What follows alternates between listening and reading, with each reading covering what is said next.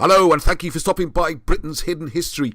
If you are interested in finding out the version of British history that used to be taught in the schools, that used to be widely accepted, and is known as the authentic history of Britain, then you have come to the right place. Were the Britons descended from Troy? When did the Trojan Wars happen? Are the lost tribes of Israel alive and well and living in Wales? Is it possible to read hieroglyphics using Welsh, using Cymroglyphics? The birth of Western Christianity, did that take place in Britain? Was the Trojan War in Cambridge? The myth of a Roman invasion, and of course, the stories of King Arthur, the historical King Arthur, and there's two of them. We look at the works of Wilson and Blackett, people like Fomenko, Velikovsky, all these different sources, Clemens Beaumont, Anthony Thom, looking at the ancient history of Britain, how the star mounds, how things are laid out by astrological terms, all the way back to ancient Assyria, right up until about the 7th, 8th century, well, up until Norman times, really. And we can even look a bit at the myth of that. So, if this sounds like the sort of thing you're interested in, please join in. Join this rapidly growing community. There are so many people out there researching, coming back with amazing finds, both from the books and from the places.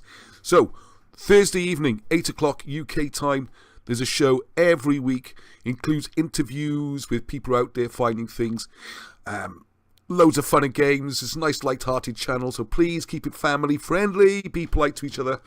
And then most days of the week, almost every day now, there's a video up, a little bite-sized chunk of history for you to think about and the evidence that goes with it.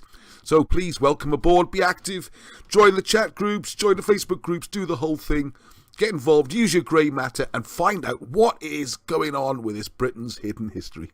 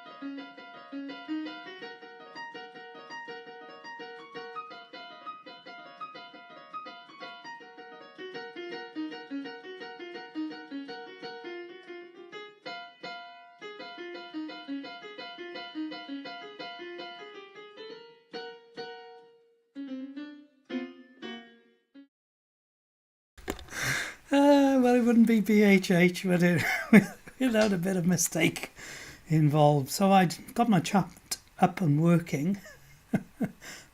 Didn't bother to read it, did I? Didn't put the mic button on, did I? Despite having it in my notes, and I was getting good at this, wasn't I? So from the top. Hi everybody, and welcome to Britain's Hidden History live show from a gloriously sunny South Wales. Today we have not just Arnie playing his violin, but also a video of Xavi and Leon playing the piano. Great work getting the videos to me, Angie. On the show today we have two videos, one from Ross from the 10-minute or less video playlist, and a presentation by Bob Morgan on the Ford of the Soldiers located up on Mynna the Gaia. In the news this week, Adrian has pointed out that Alan Wilson appeared on BBC TV 40 years ago in 1983 to announce to the world of his and Tony's discovery of the real King Arthurs. I can remember reading of the reports in the papers and eventually wondered where the fact of the discovery disappeared to. Well, it's no longer disappeared, and as David Ewin sang, Runny Hummer o Hyd, we are still here. Angie has news. Cymroglyphics are digitalising Artorius Rex discovered and the three major big black books. They'll all be available as PDF files on cymroglyphics.com. I think we all know how to spell that by now. And that may be available in 2 to 3 weeks' time. We're also considering print editions based on demand. So if you'd like a digitalised version of one of the big black books, let Angie know. Oh, sorry, if you'd like a print copy of a new run of a big black book, be a smaller black book, let Angie know. Stay tuned for updates. And there was also the 17th century dictionary made available by Angie as a PDF file recently. So that's a very worthwhile research tool. And David Mosley has just referred to another reprint of a very old Welsh dictionary that came out on Facebook today. So this time, correctly, over to Arnie, Xavi and Leon to kick us off. Oh, and by the way, thank you very much to Leon for sorting out the error of last week's late start. Who sorted out today's error then?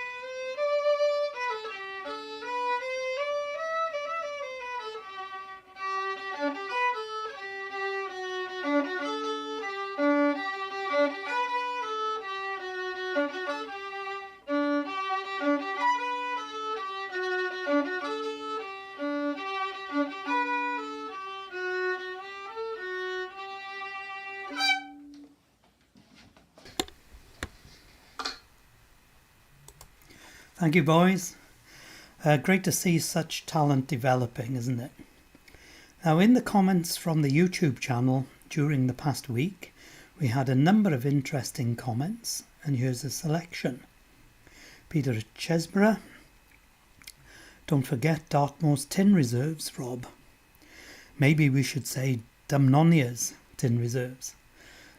Britain's mining history is incredible and key to understanding Cymric history in Wales and the West Country and their relationship with the Middle East in ancient times. Great video, folks. And Peter also pointed out that Devon got a mention later. Marshall Abrahams said, "This makes a really first-class standalone video, particularly with the breathtaking drone footage and John's narration. Enjoyed seeing this very much." So that was parts 1 and 2 of the road trip videos. Peter Wan from Scotland. Now I'm thinking historically Enkidu would have been a druid. It fits more than the present theory of his creation, or the text hasn't been translated properly. A little bit more information on that one, please, Better.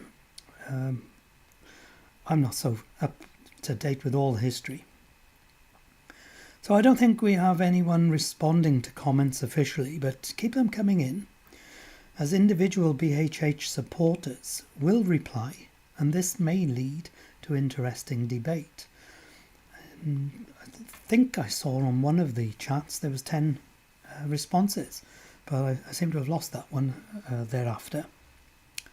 So the evening has officially started, and now we'll watch the first video with Ross talking about the Saxon leader Hengist, also known as Horsa.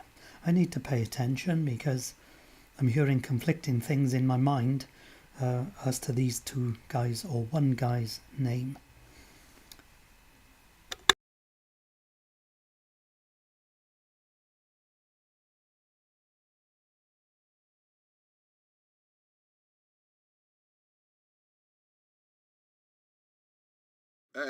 Today we're doing some English history. It's not just about Wales, all right? This is more to do with England and Scotland and how that interplays with Britain. And what we're looking at is these two sort of characters, really, who've become sort of semi-mythical, legendary figures, Hengist and Horsa, who were supposed to just arrive like roving adventurers with 6,000 followers and carved out a kingdom. Whereas when you dig into the British history, and this is the point, to look at the British records and see what it says about what happened, and you'll find they actually are historical characters. And you can pretty firmly place who they are and what they're doing there, and who their ancestry is. So I'm going to have a little go at this. And I've got the notes here from Wilson and Blackett, done some brilliant research on this area. And the first thing you have to note is that you've got to trace the story back through the ancestors of Hengist and Horsa. And one of their key ancestors is someone called Geta, G-E-T-A. Now, Geta is a very interesting character, because if we go way back to the era about 193 to 211 AD, we have the Emperor Septimus Severus, who was British. And as for another video, a lot of these so-called Roman emperors were actually British kings, sometimes just ruling Britain, sometimes Britain and Gaul and Spain, sometimes the whole empire, and in occasional interludes, there'd be a Roman emperor ruling Britain, but only short bursts. It's not this 400 years continuous rule that we talk about. So what we're looking at is the first Saxons arriving is actually King Framer and the Alemanni around 398. And we've got more contact with them before that, further north in Scotland, as we'll see. Now, around about 850, Nennius listed these 9 generations before Hengist. So in those days, these things were considered very important by the kings themselves, because that's how you justify your position. So if we go back then to Septimus Severus, you see in the centre, he's fought this war. And the evidence for this is that he's said to have fought Caledonians in Scotland. And one of the things he should be famous for is actually what's called Hadrian's War. Hadrian sort of marked out that border, if you like, as part of his negotiations with the British around about 125 AD. And it's actually Septimus Severus, much later, who came along and actually fortified it. So it should be Septimus's wall, if anything. So that's then the reason he's done this, and you'll see through reading the notes here in more detail, is he's been forced by this sort of Caledonian invasion to retreat the border from the centre of Scotland back down this line with a sort of Solway and Newcastle, where we know Hadrian's Wall is today. And what would seem to have happened then to sort of make a deal, he has to make a peace treaty. As part of that treaty, he is then married, as you see on screen there, a daughter of Fulginius, who unfortunately we don't know her name, and their son was Geta. The complication comes in that he also has another son by a British princess, possibly called Marcia, and their son was Caracalla, who took on the alternative name Septimus Basanius, and he became an emperor of Rome as well.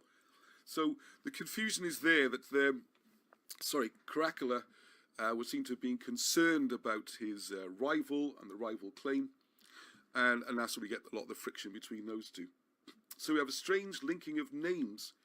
So this British war around 205 to 211 AD, where we find a Fulginius and a Geta. And it's possible that this King Fulginius was the grandfather of Geta, the son of Severus the Emperor. Then in the ancestral lists of Hengist and Horsa, they themselves trace back to a Geta who had a son named Foligold. It's almost the same.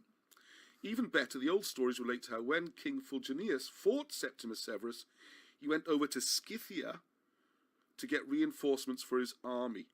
As all the related Saxon, Alemanni, Vandals, Alans, Cadi, and other nations were Scythian in origin, this is important.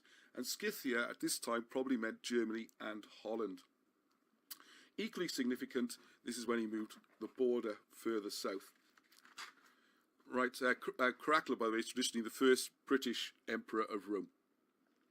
So there is no question that northern Britain was the area of the Saxon, Irish, Scot, and later Scandinavian penetration, with King Fulginius fighting his way into the area and compelling Septimus Severus to withdraw the Roman frontiers, or the British frontiers, British Roman, for a distance of over 120 miles. There's every possibility that King Fulginius was a Saxon and that Geta was his grandson. And you have all this, the rigid caste system. The Saxons, the Germanic tribes, are just a rigid caste system and hereditary rules. You couldn't just roll up as an adventurer and be made king. So we have a quick look at the list that Nennius prepared around about 850 AD. Then we got Geta, who's probably the link then with the British. And there's the immediate heirs. We'll see that, Finn Mac Cool, who would have been sort of Irish Scots probably, fighting as auxiliary units along sort of Roman lines, which ties in with the British as well there. And that's probably the source of those stories, which are wonderful stories, by the way. I love, if you get the book The High Deeds of Finn Mac Cool by Rosemary Sutcliffe, I loved it when I was a boy, and I've read it to my own boys. It's great stories, and you could put those now into a historical framework. What might surprise some people who haven't followed the channel, or the works of Wilson and Blackett, is then you have the arrival of the Mercians, who were the Vandals. The Vandals, yes. After charging down through Italy and ended up in North Africa, eventually they get kicked out by forces coming from Constantinople, and they disappear from history. Some say they drifted into the Berbers and whatever. What you'll find is this is when they appear, first of all, in Ireland and across to Britain, where King Arthur chases them across, and it's recorded in the Mabinogi as the pursuit of the great boar being the Mercian kings. So you can trace all this back to British history as well. So if you're a Mercian, you're probably a Vandal, if you're in that area, okay? And then we get to Hengist and Horsa, and then we got the descendants, such as the one who fought against King Arthur, the Battle of Badon, about 520 AD. I think that date might shift a bit. And then descendants coming down further than that. Now, one of the key things to think about when you look at the story of Hengist and Horsa is they are said to be brought in by the treacherous Vortigern, Gwyddin, the British king, and he has got a ton of stories all to himself. And he created this civil war where he tried to usurp the British throne, and he brought in reinforcements to help him. And this has been taken as the arrival of the Anglo-Saxons, if you like. But if you look, and they were supposed to be the ones guarding this sort of northeast border. But if you look, where were they stationed? They were stationed in Kent. They become the origin of the Kent kings. That's where this is described as the Kentish kings. And any first glance at a map, you can see they are clearly not there defending against Saxons' invasions from the northeast. Or sorry, this way as you look. They are there to protect against an attack across from the south, which would be Brittany, which is where you had British forces who were going to try and invade to restore the British king, the authentic British king who should have been on the throne. So that's how they fit into the story. But they're not from nowhere, they're not legends, they're not fiction, they are historical. And it all ties in with treating British historical records more seriously and not just dismissing them as myth and legend. So I hope you enjoyed that. I look forward to the next one. And blessings and peace to you, which in Wales you say heddwch.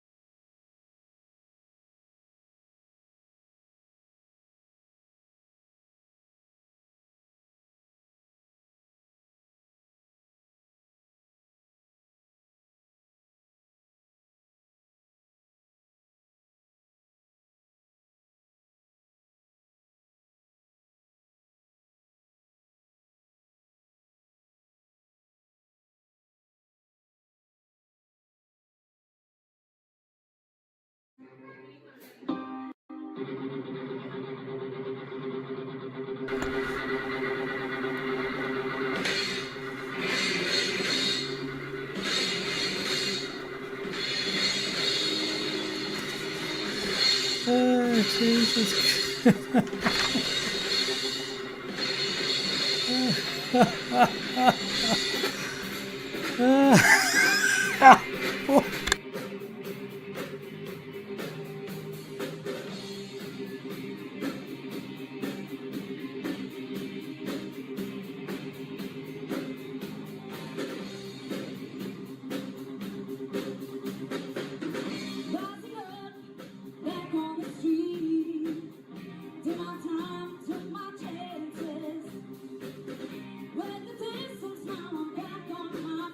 Just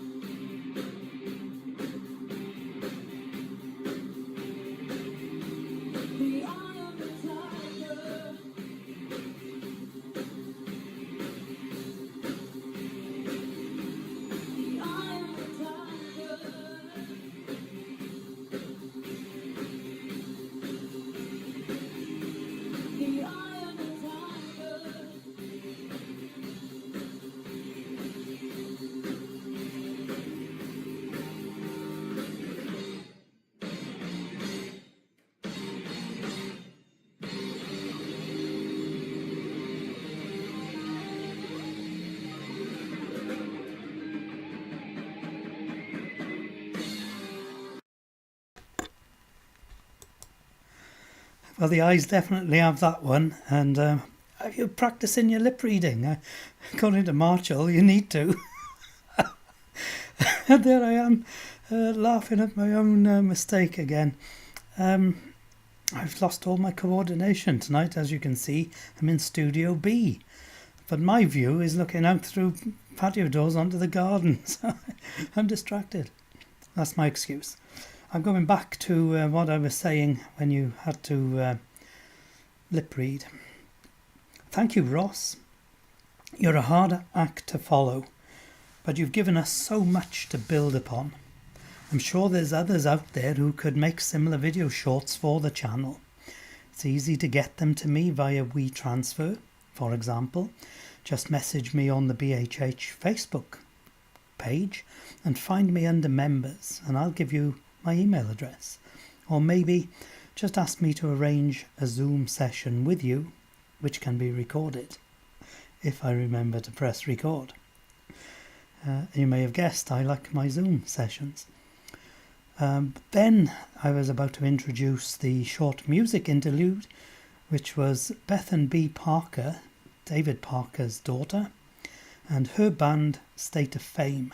State of Fame, the band members there really appreciated Bethan hitting that high I note. And that was Eye of the Tiger. Hopefully it came through all right.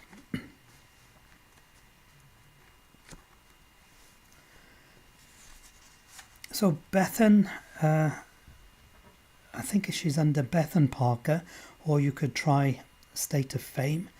They have numerous performances recorded on their YouTube channel, so check them out. There's a wide selection of different practice songs, individual songs by Bethan, and of course the group's songs that she's been in, not just State of Fame, but they're very talented, aren't they? So now we arrive at the time to play our main feature, which is a presentation given by Bob Morgan via a Zoom event a week Friday gone, which was open to all to attend on the night. Ross talked about Hengist Horsa, to place him or them as an historical character, and here he is as a main player in the heinous crime of the treachery of the Long Knives. Bob Morgan leads us through the topography of Mynna the Gaia to locate the most likely place of the peace conference and Saxon campsite.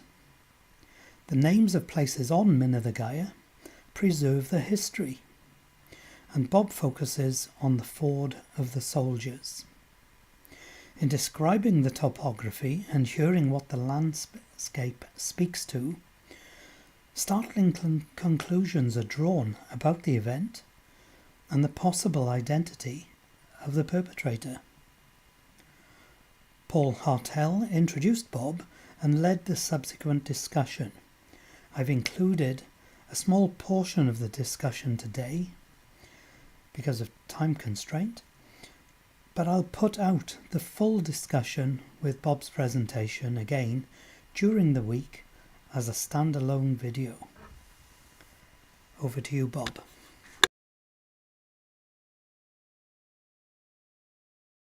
Right. Well, we are all gathered here today because Bob Morgan is going to give us a presentation.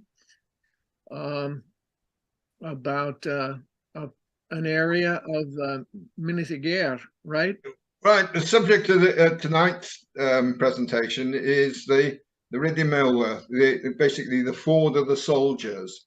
This is on Minithager, and it's one of these ignored, overlooked, and seldom visited features visited by the British Hidden History members. But yet it plays a significant part in Wilson and Blackett's account of Minithager. And it's a feature that I myself, every time I went out to Minithager, I always said I must go and look at it, and then got caught up in looking at other things and ignored it. But one day Ross and I did go out and have a look at it. And because it plays a part in the Wilson and Blackett account, it needs to be looked at, checked, and verified, because we just can't sit back and accept whatever Wilson and Blackett say as being correct. We must go out and check it. When we go out and check it, more often than not, we actually we verify it and find out that what they've said is correct. So the importance and the reason why the ford is important is the treachery of the long knives. Wilson and Blackett identify Minithager as being Caer-Caradoc, and as such, this was the venue for the mid-5th century. Most people, I think Wilson Blackett put it at 466 AD, where a peace conference was held between the Britons and the Saxons, and the Saxons ended up slaughtering 363 British lords and nobles. The story goes that Vortigern, who was the High King of Britain at the time, brought in Saxon forces under Hengist and Horsa to act as mercenaries in his battles with the Picts and the Gaels. And in turn for their services, Horsa and Hengist were allowed to settle in the Isle of Thanet. However, Vortigern lusted after Rowena, Hengist's beautiful daughter, and in return for her hand in marriage, he allowed the Saxons to increase their numbers and gave them the kingdom of Kent. Now, Vortigern's son, according to Wilson and Blackett, a lot of authorities dispute that he was his son, but and didn't have any relation. But anyway, the name is there. Vortimer then actually started to fight against the Saxons because there were large numbers of them coming into the southeast of the country. Vortimer was poisoned by Rowena, according to the documentation, which comes back to the fact that he was probably Vortigern's son, and Horsa was killed in the fighting that was going on. The wily Hengist cajoled Vortigern to convene a peace conference with the Saxons, between the Britons and the Saxons, and his sales pitch was that the Saxons and Britons would all sit down together, unarmed, have a great big huge group hug, drink large quantities of beer, indulge in endless rounds of mutual backslapping, and henceforth agree to live together in peace and harmony. But the Saxons had a dark ulterior motive and agenda. This isn't what they were really after. The Saxons turned up to the conference with knives hidden within their boots. So, and that raises one question: is how big were these knives if you could hide them in a boot? It always says the treachery of the long knives. How they must have been quite high boots if you could slip a long knife into them. Anyway, the Saxons turned up with their knives in their boots, and during the conference, the Saxons ensured that the Brits drank far too much beer, and at the prearranged signal from Hengist, each Saxon took out their knife and stabbed the unarmed Briton next to him. Wilson Blackett then say that some of the Britons tried to run away from this bloodfest and via the ford of the soldiers, but they were caught at the ford by the Saxons, who summarily slaughtered them, and the stream ran red with their blood. The Saxons spared Vortigern because of his marriage to Rowena and to use him for ransom purposes. Only one other Briton survived, Alden, who was Earl of Gloucester, who used a wooden stake, and I'm probably thinking there it was perhaps a tent pole or something along those lines, and he fought his way of freedom with it and escaped. And he had his revenge subsequently because Vortigern was subsequently killed and followed on. But that the whole of the treachery along knives is an issue, is a subject for a different for a presentation in its own right. This is a quick highlights of what happened, because it is all supposed to have happened on Mynydd y Gaer. So the first thing then is where is the ford? So on this map extract from the Ordnance Survey, I've taken it and I've highlighted the key Wilson and Blackett features. You got St. Peter's Church. Oh, if I got my hair over here, and then you've got the I've got all you people in my right hand lane, but beyond there, I don't know whether you can see it, is the boat-shaped mound, the Pass of the Soldier, and this Taff Ely Ridgeway walk, which goes along here, is the old parish road, and that was effectively the M4 motorway of its day. That was a very busy ancient thoroughfare. Then you've got the road that we normally use to access St. Peter's from the west, coming up here and up over the top. That again is an old ancient trackway.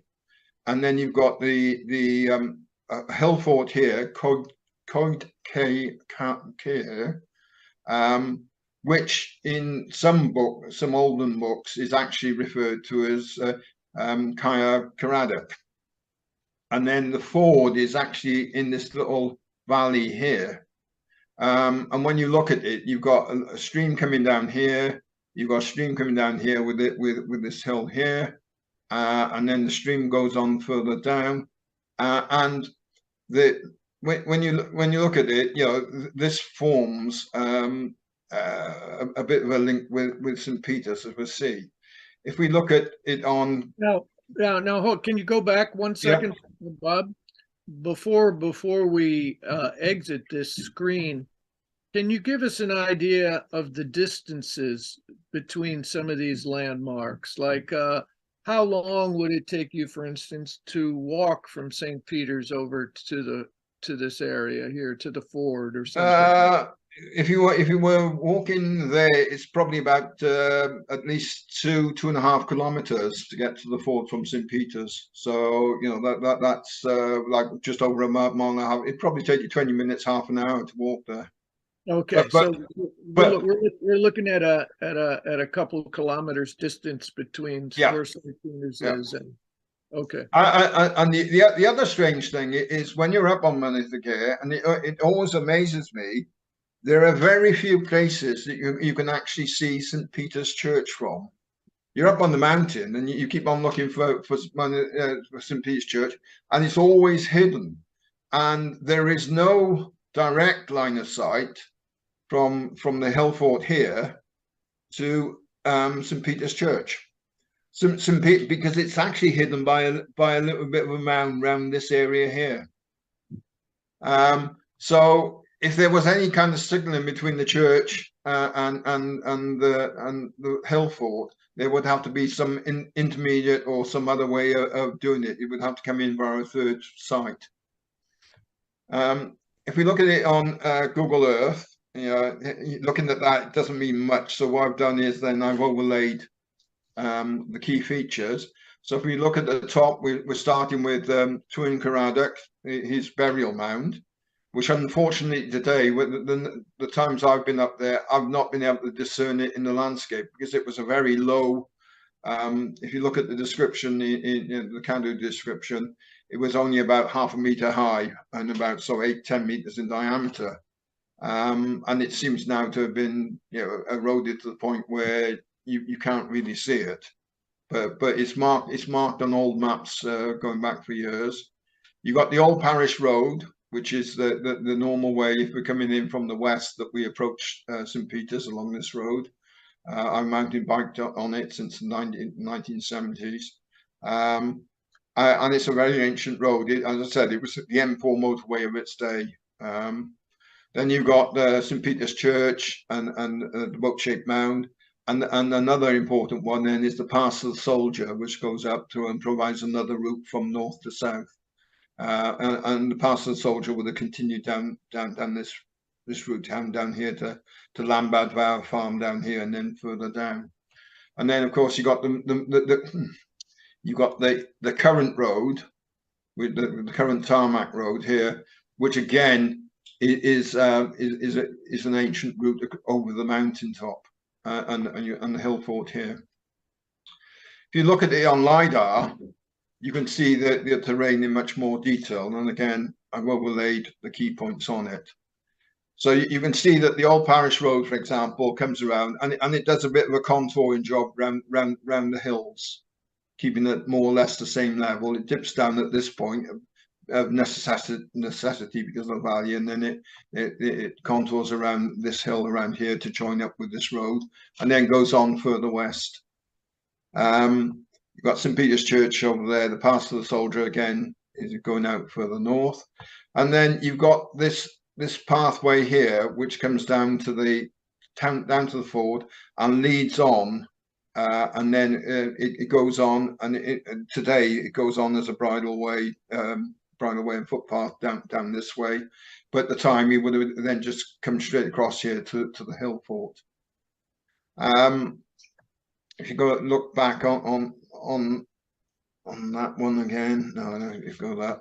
But the thing about the ford is, if you look at it, you can see it comes down from it's in a little valley, and there's like a spring head here where the water comes down. It follows down here, and then it's joined with this other stream coming down here.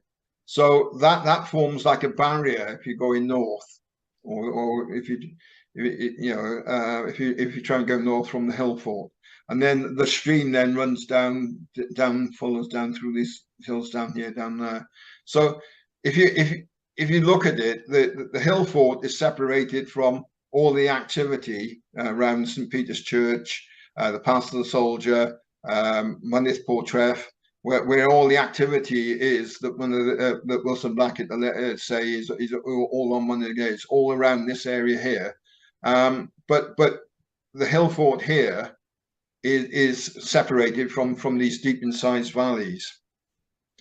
The hill fort here is one of the reasons it's here is, as you can see, it's on the end of a large bit of a ridge coming out, and it's overlooking this road here. So it's one of the outposts guarding the whole of Mynydd. All of the activity is up here.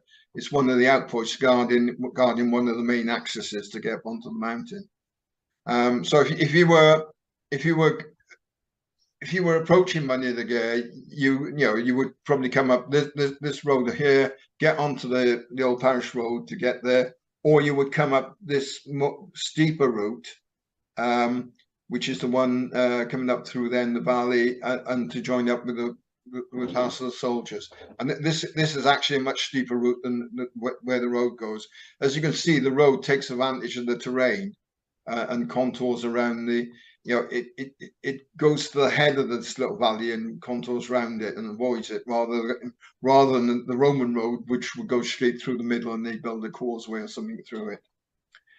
If we look at the ford itself, this is a view looking south, and this is the photograph here has flattened this out. This is extremely steep. This is a new modern pathway coming down from the top of the hill. And then going up, this is more. You can see the original route went through here, and they've contoured around there to get vehicles, quad bikes, and things up onto the mountain now. But this section here is the old route going up here, and what you can see on the horizon here is the hill fort. And again, if we look at it, this is now looking north. This is the new track that's been put in, basically, or been created by the use of four-wheel drives and quad bikes. This is the ford, but the old track went up that way to St. Peter's. So you would come down from the hill fort here, cross the ford, and then go up to St. Peter's.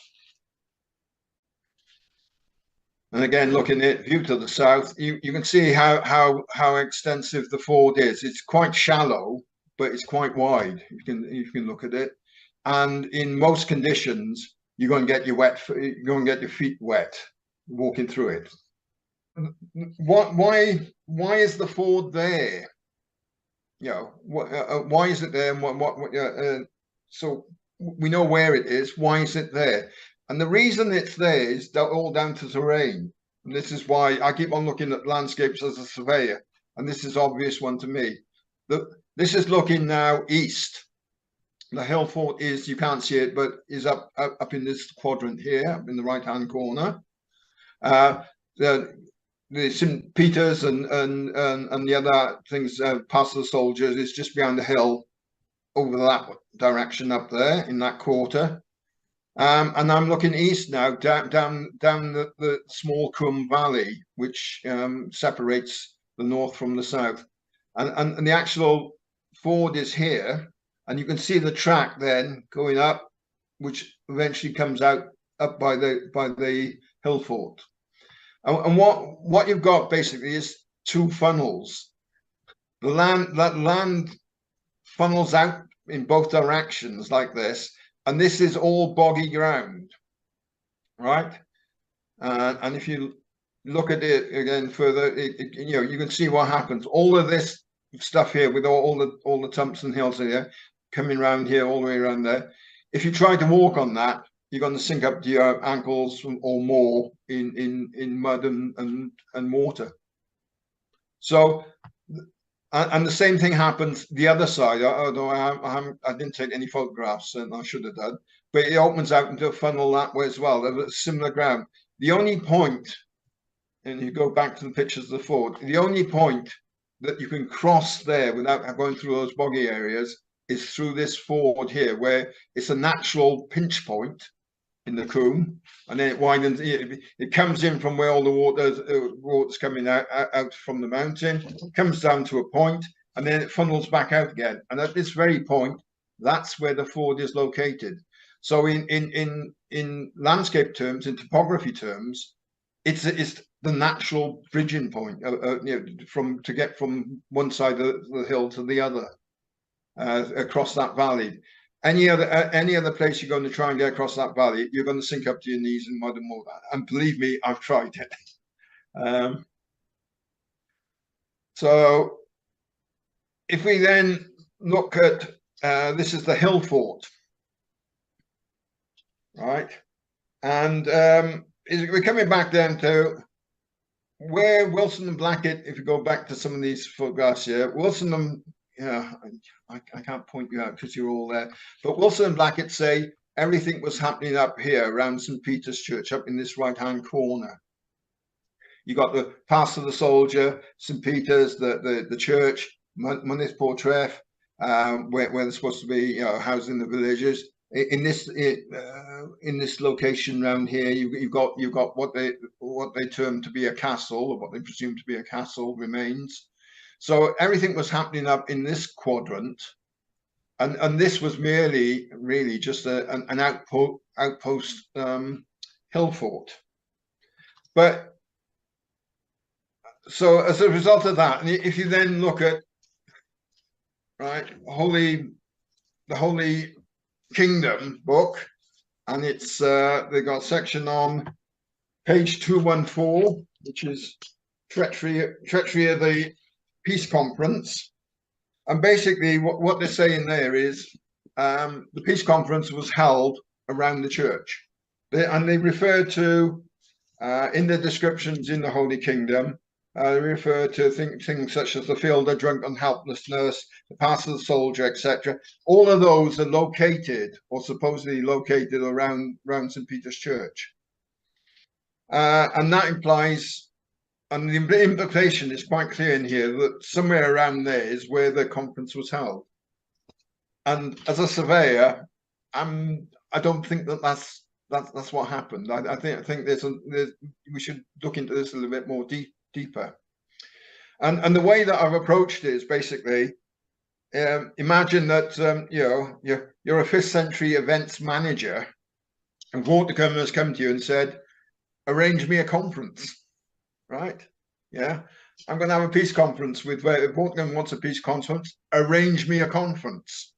Okay, so if you're an events manager, you immediately got a whole list of questions that you want answered before you even start to think about organizing it.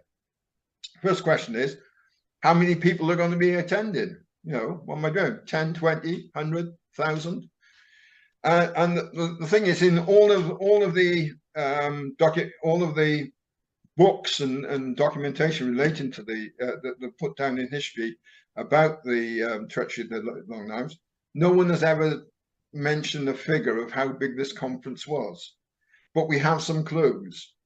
The first clue is in the book here. Wilson Blackett saying 363 Saxon lords were killed. No, 363 British nobles and lords were killed by the Saxons.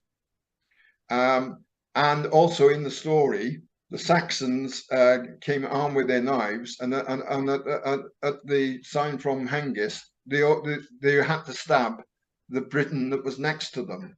So from that, we can at least assume that there were 363 Saxon lords and 363 British lords. So that's giving you like somewhere around 750 people. So you need a venue which can hold 750 people at least for a conference.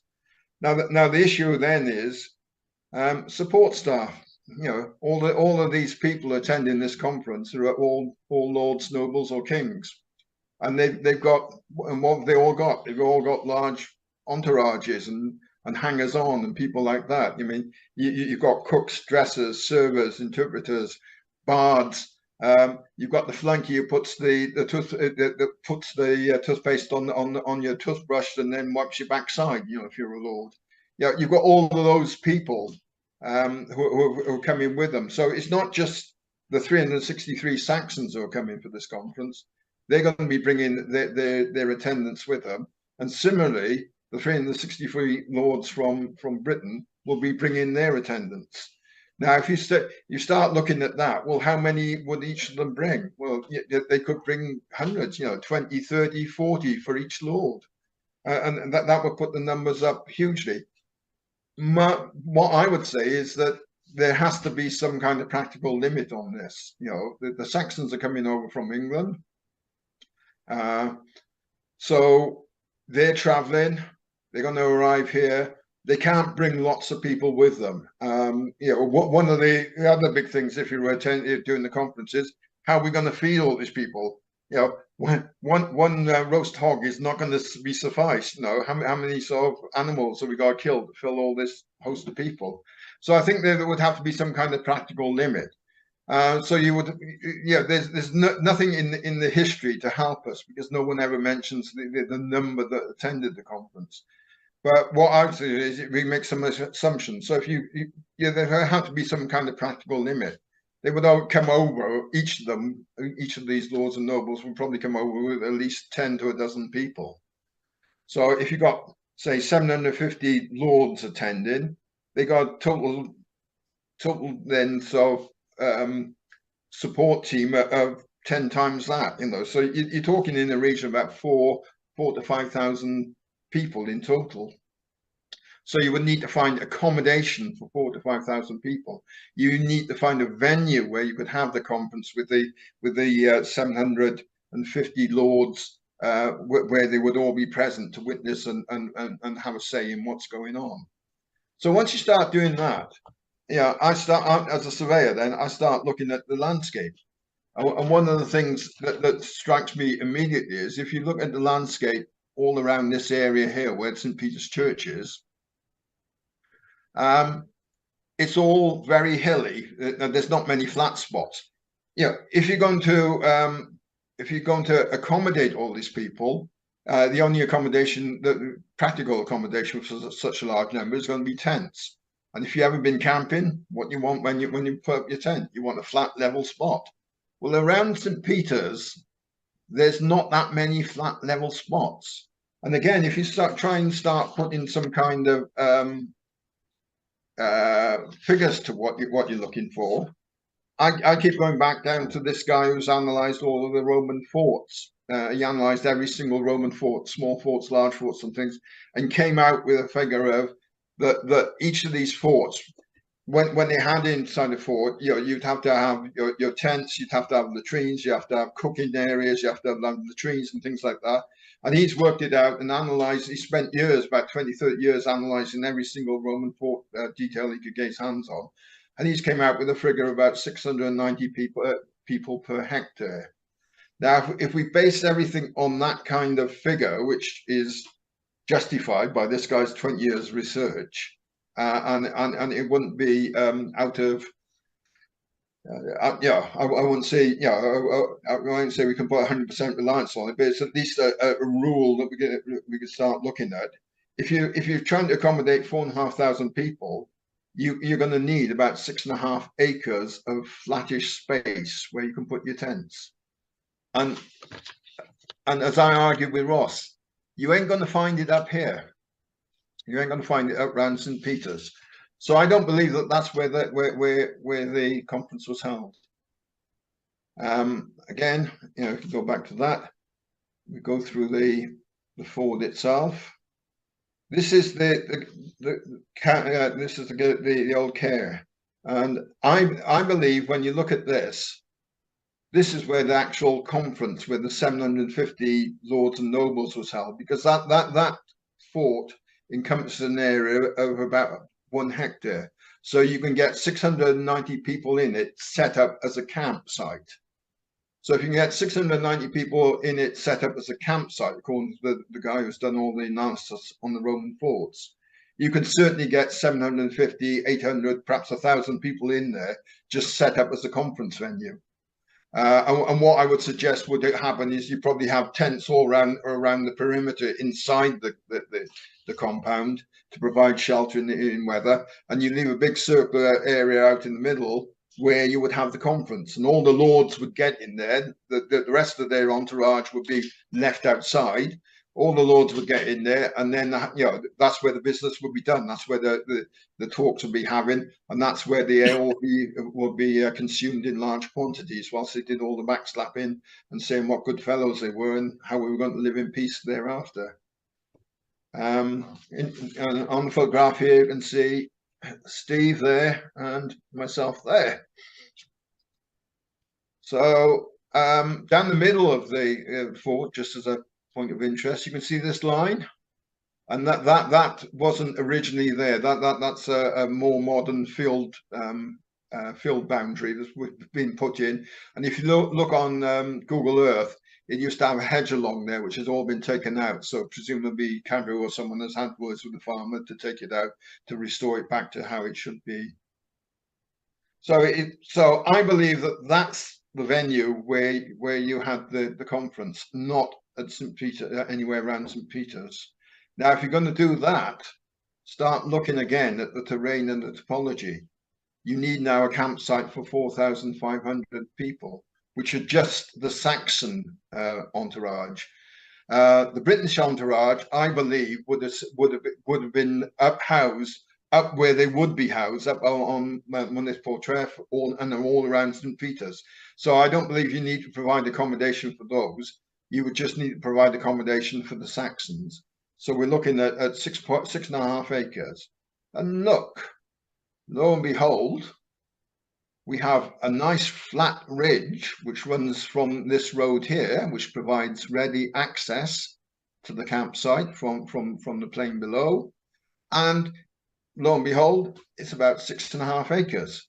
So you could get all of your Saxons put into tents onto that piece of land. And I'm sure Steve will recall when we went out there. Today, that's flat, closely cropped grass.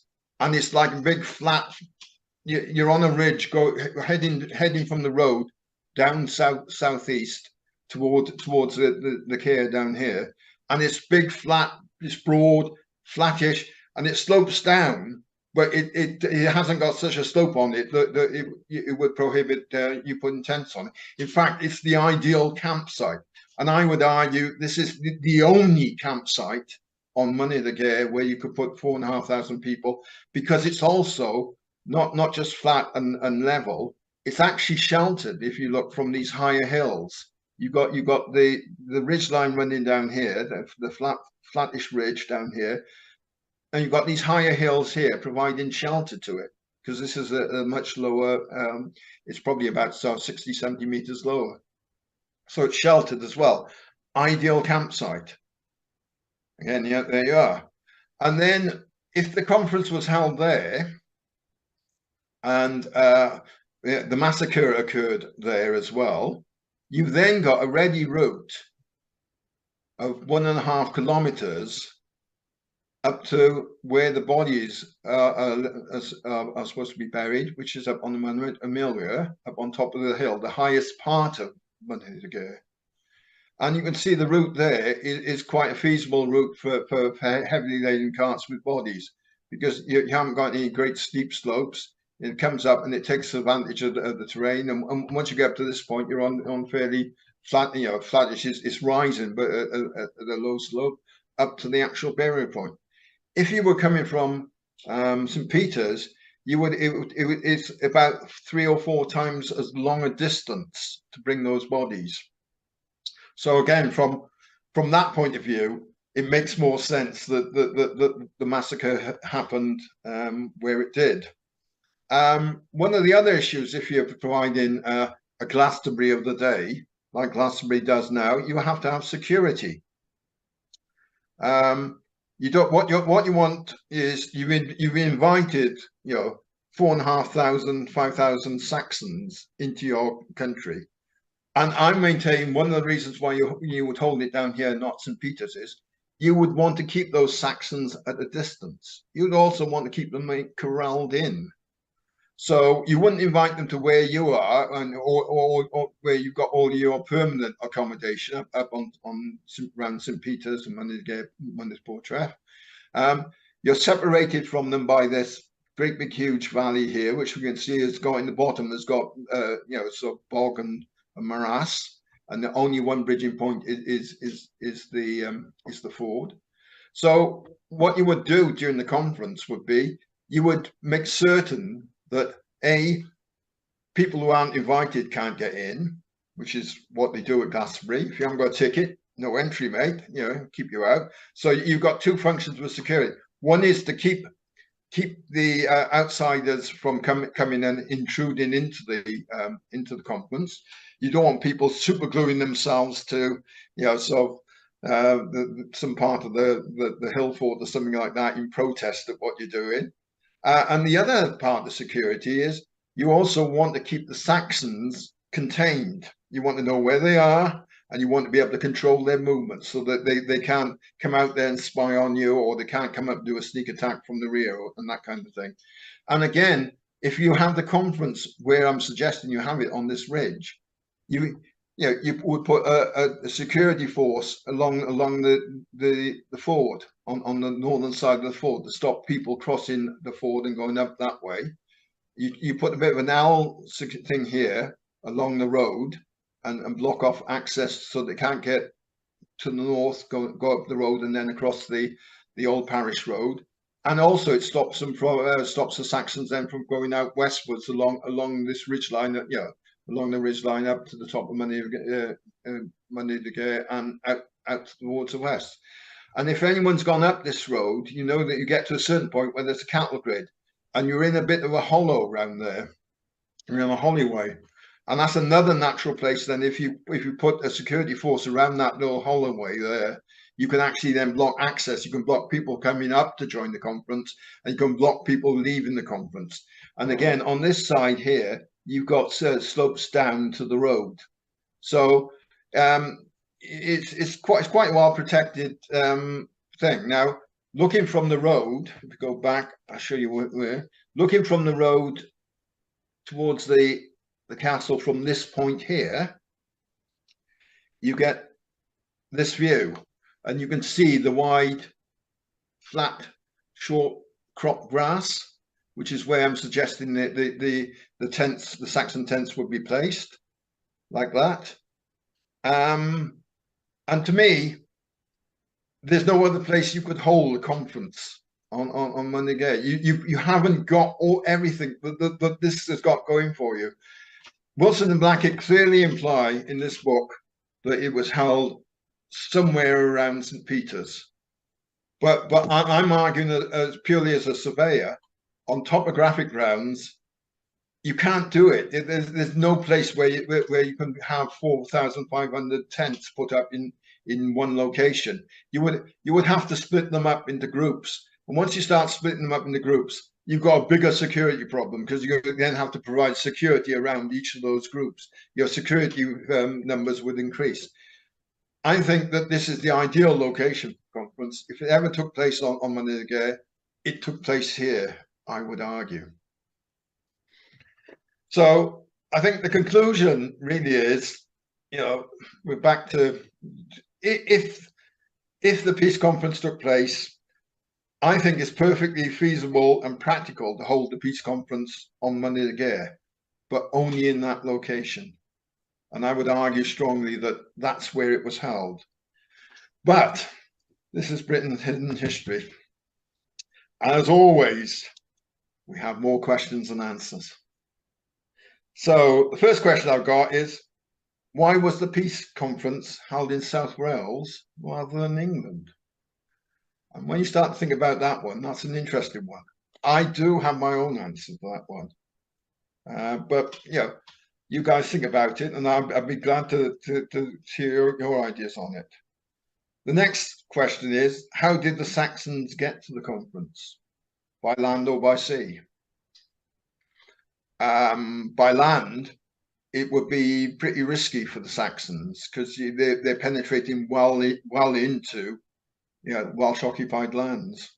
So they put themselves at risk. If they come by sea, where did they land? Because if you bring in 4,500 people, that implies you've got a maximum in those days of about 100 persons per boat. That implies so quite a large number of boats. So you would need a big place to land. But the big unanswered question is, having killed off the entire British nobility in one go, why didn't they just stay and occupy South Wales? Because that's not what happened. They killed all of the British nobles, and then they went back to England. Why? Now that's a big question, and I open that one out to discussion, because there's got to be an answer to that. I got some thoughts on it, but that is a really big question. If, as Wilson Blackett alleged, this is where the peace conference was held, they killed out all the British nobles. That was their intent. Why didn't they just occupy, do what everyone else would do, the Romans and the Normans, just occupy South Wales? So here endeth the lesson. Okay. Thank you. Keith wants to say something. He's raised his hand physically. Right. Can't see him. Couple of things. One of the things is, I've not read about this. I know it happened, but I haven't read anything about it. So I'm coming from it from ignorance.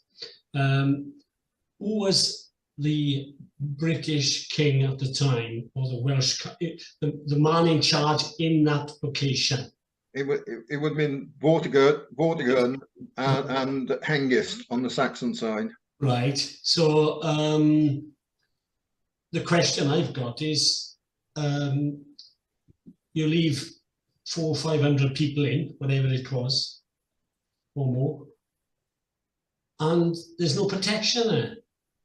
I don't think that would have happened somehow. It sounds like it was a trap.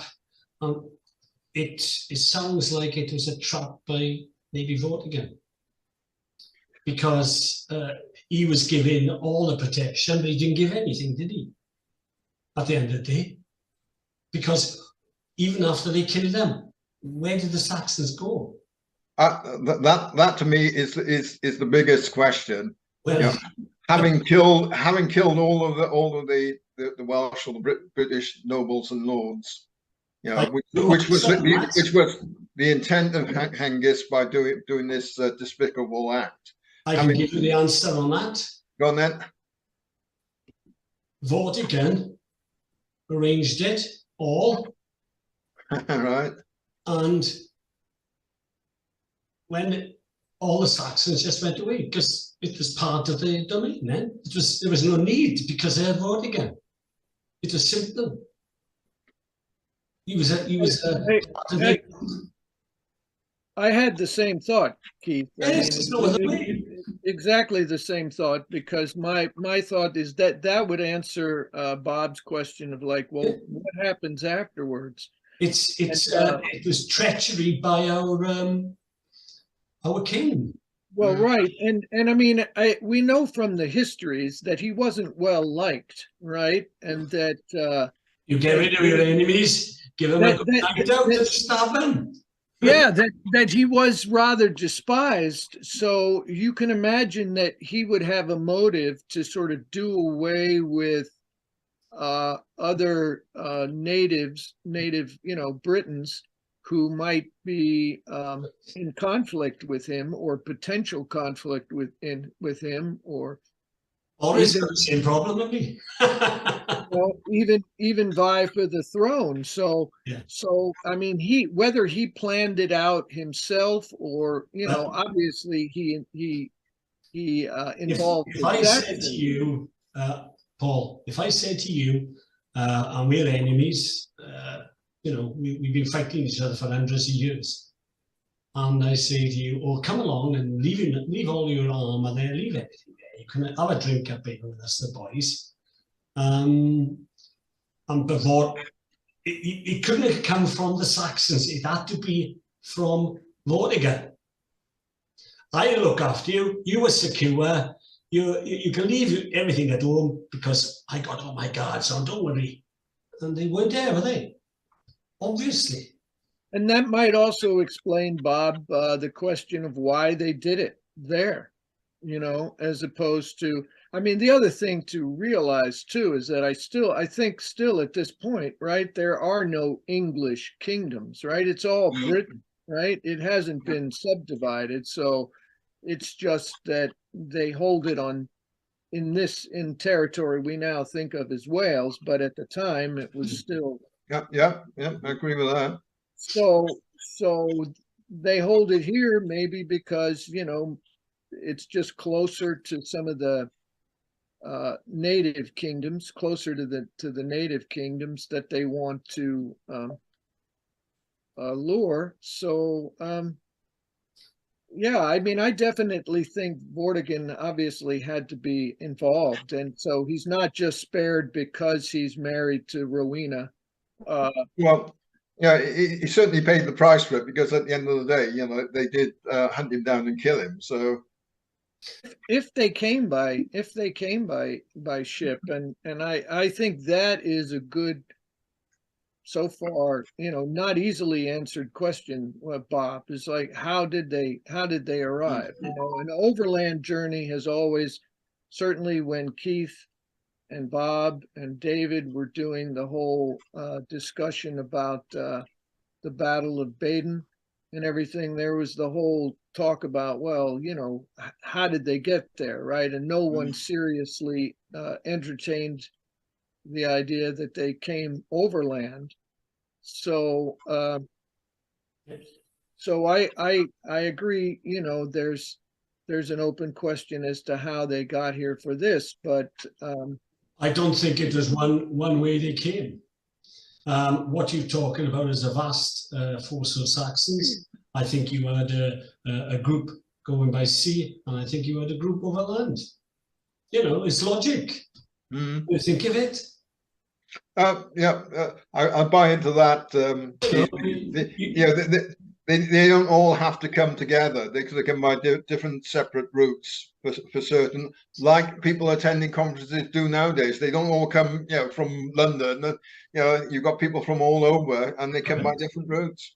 What Wolfgang was looking for was he could see, having introduced the Saxons in to help him fight his wars with the Picts and the Gaels, as they say. He's rewarded them for their help there, and the Saxon then can see that, I think, that he was weak, and they were. I think what he was looking for was to come to an accommodation, whereby he could stay in power. Yes. And the Saxons could get what they want, which was to come in and take more land and bring in more people. So I think he was looking for an accommodation. So, you know, to begin with Keith's point, was he playing a, you know, was he like a double agent here? So he's telling all of the people that he's notionally commander, right? And we'll get together here, guys. And was he in on it as well as part of his a bigger plan to retain control? I don't know. He was a puppet king, wasn't he? But you know, there's certainly some questions here. And again, the peace conference, why hold it in South Wales rather than England? I mean, you know, the mainstream would say that it was held on Salisbury Plain. And if you go back to you know, if you go back to the beginning of my presentation here, what you're looking at there is Stonehenge. Ah. Yeah, the stones here at Stonehenge in that illustration there, because that's where traditionally the mainstream put it. But again, you know, that's still taking it out of the area where the Saxons were at that time, which were in Kent and the Isle of Thanet. So that's still, you know, removed from there. One of the reasons why it was held in South Wales perhaps could be it's like if you want to borrow something from your neighbour, you don't expect your neighbour to come to you and say, "Here, have my lawnmower." You go and see your neighbour. You know, if you want something from someone, you've got to put yourself out. And it could be that's why the Saxons had to come to Wales. If you want something from us, you got to put yourself out and come and see us. We're not coming to come and see you and have a peace conference down in Kent. You got to put yourself out and come and see us if you want peace. But it's been a fascinating discussion, and I think, Bob, you've presented some really compelling arguments for the location of the peace conference, and I just, you know, this, of course, you know, as we know, this subject is completely off limits for most academia today, because this wouldn't even be a discussion, because nobody wants to bring up the fact that the Saxons and the native Britons had this terrible falling out, right? It might warrant a Wikipedia page, a brief mention, but it's all just speculative, right? It's all sort of folklorish. And so it's hard to imagine anybody in academia taking it seriously enough to, having watched our little Zoom, for them to actually go and investigate and put all the resources on it, because the last thing anybody wants to invoke these days is conflict between peoples.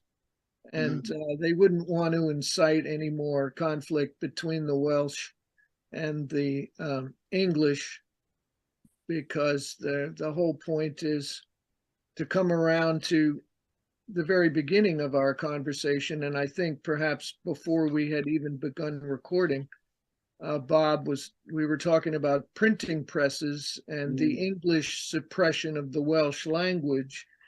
I mean, I think we can all agree that assimilation is a good thing, but eradication of cultures is probably not a great thing. So somewhere you have to find some kind of balance. I guess we're struggling with it today, but they definitely don't want to bring up issues with the past, which is why I think all these stories, all these documentaries about the Dark Ages tend to gloss over the Saxon invasion now, and they're just trying to reposition it as a gentle migration of folks into the islands, as opposed to great conflicts as the histories tell us existed. But this has been a great presentation, Bob. We really appreciate it. And I thank everybody that participated. Monica, you've been very quiet, and I'm just listening. Okay, very good. Yeah. Yeah.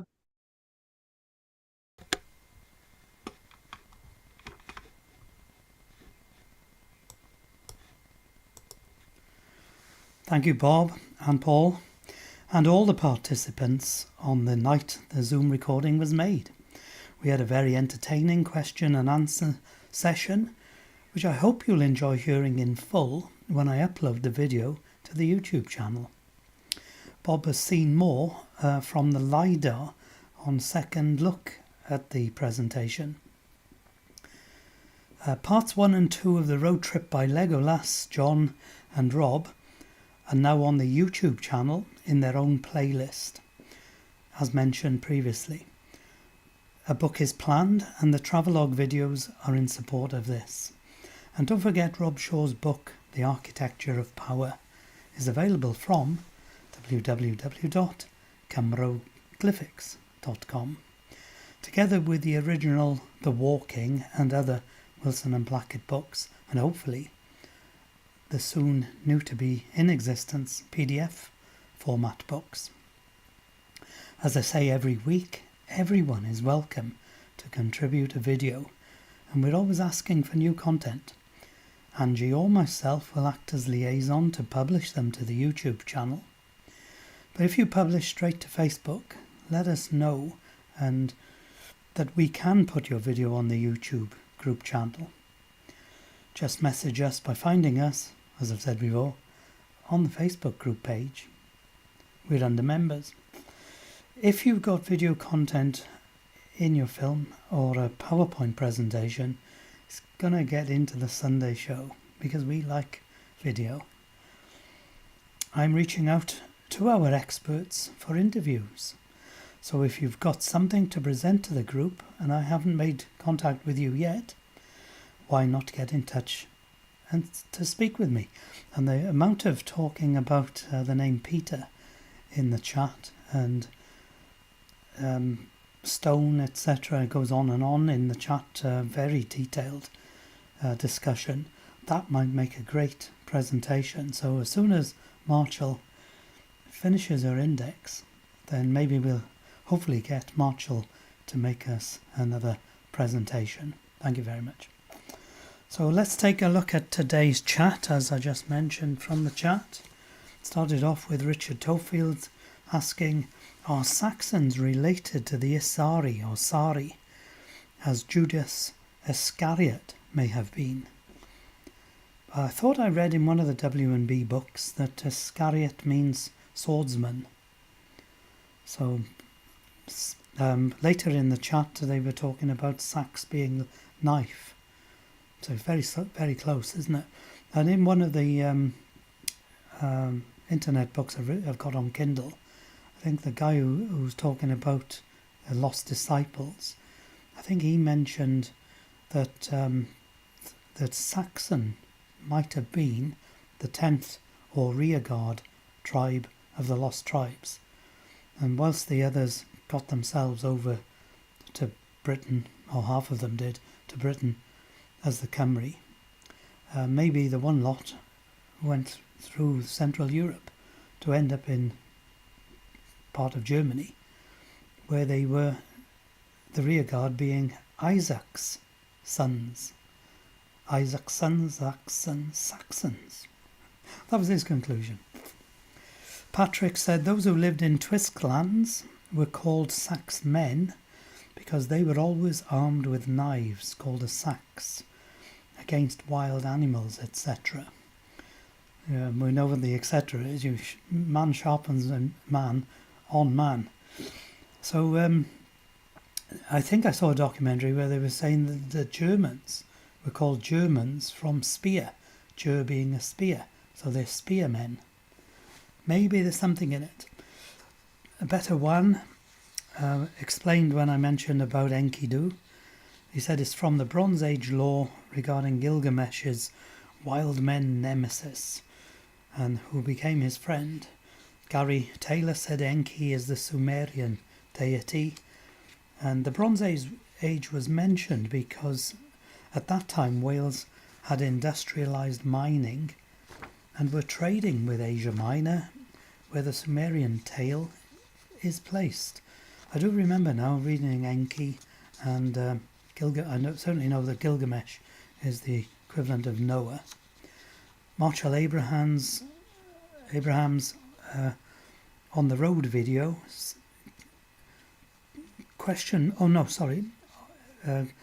On the subject of the road on Minna-the-Gaia, question Bob, just say it's a Roman road. She questioned Bob, did he just say it's a Roman road? Well, that one will run forever, I think. So it's welcome to Scotland, Sri Lanka and Ontario this evening. We have other Canadian members or supporters. There was some discussion over the meaning of the name Peter, as in St. Peter. It ended up as pebble becoming rock.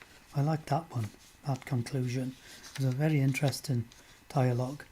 Dean Morgan said Keith made a good point and asked, was Vertigan a turncoat? It was Vertigan the traitor. Follow the money, as they say. He ended up the only lord in, apart from the guy in Gloucester, and then the sons, obviously, of all the royalty and lordships murdered. Maybe the Saxons plan to come back with a bigger army. Well, they definitely did. Nearly 90 years later. That was the Baden campaign. Gary Taylor pointed out that Vortigern's security let them in with their long knives. I did several years working as a steward down at the Millennium Principality Stadium. Something to do when I retired. Of course, when I retired, I didn't fancy doing it. And you regularly had to do the pat-down searches to look for anything, I suppose, on the Olympics events in particular, and probably on the European Cup final. It was a very interesting one, that was. There's an old film I saw where there was British soldiers in the last war, last World War, and the German counterpart, and they were all experts. They were all the top end of soldiery, and the one British soldier had his gun pointed at the German that he'd taken prisoner, who had his hands in the air, and then you read the soldiers' minds. So the one soldier was thinking, and you heard his thoughts, and and the other one, the one thinking first, may have been the German soldier, and he's thinking out inside his mind, saying, and when you turn your back, I've got like a barbecue skewer hidden in the collar, and you turn round and that'll be inside you. And the British guy then is also thinking, as he's looking at him, pointing his gun at his midriff, and he's saying, you think I'm going to turn round so that you can stab me with that barbecue skewer you've got hidden in your collar. The bottom line is, men of swords and knives and combat knew that the others would have had knives on their person. So the British side must have trusted the security, which would have been Vortigern's personal security, to have found weapons, and they didn't. So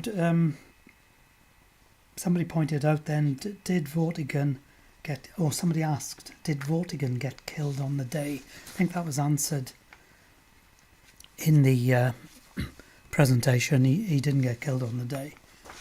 So it does point to follow the money, and it does point a finger of suspicion towards Vortigern, doesn't it? That was Dean's comment. Dean pointed out it's easy to make sure that no weapons could be taken in. Yeah. Well, that was the chat. Very interesting, wasn't it?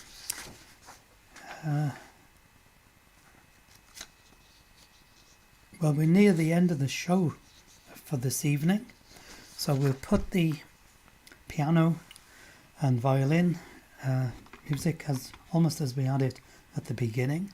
Not everybody got to hear the piano playing at the beginning. They'll hear it now.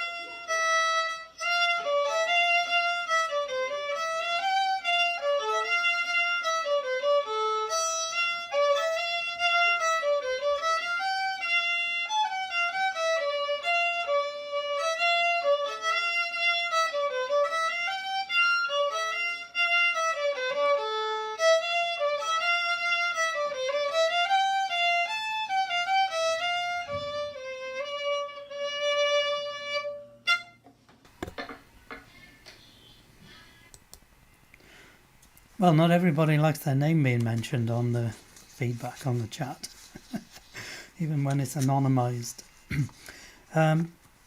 Paul loved the piano playing, and as I did, I thought that was marvellous. Watching the way the fingers move up and down the keys, just incredible, isn't it? You see the way, I think it was Javi, put his left hand over his right to go higher up the pitch. Very interesting. So thank you, boys. We conclude the live chat and close the show with a second song from Bethan B. Parker and State of Fame performing Highway to Hell.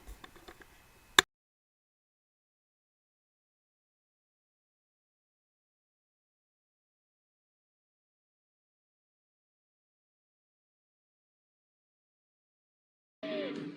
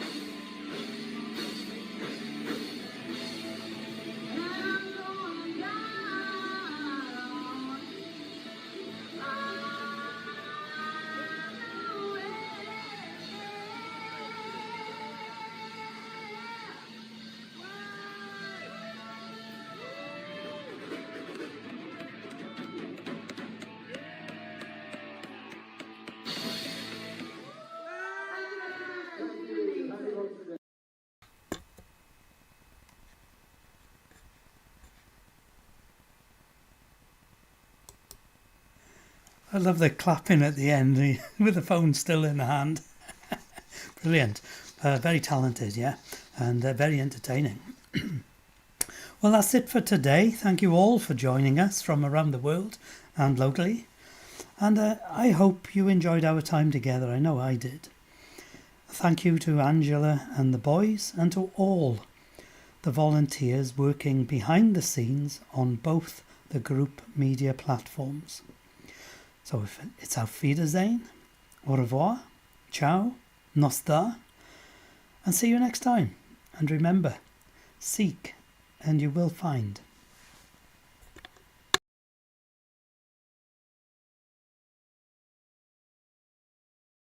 Thank you for watching the video. I hope you enjoyed that and found it informative. Britain's Hidden History Group has so much more going on our YouTube channel. The one you're watching now, there's a live stream, 8 o'clock UK time every Sunday.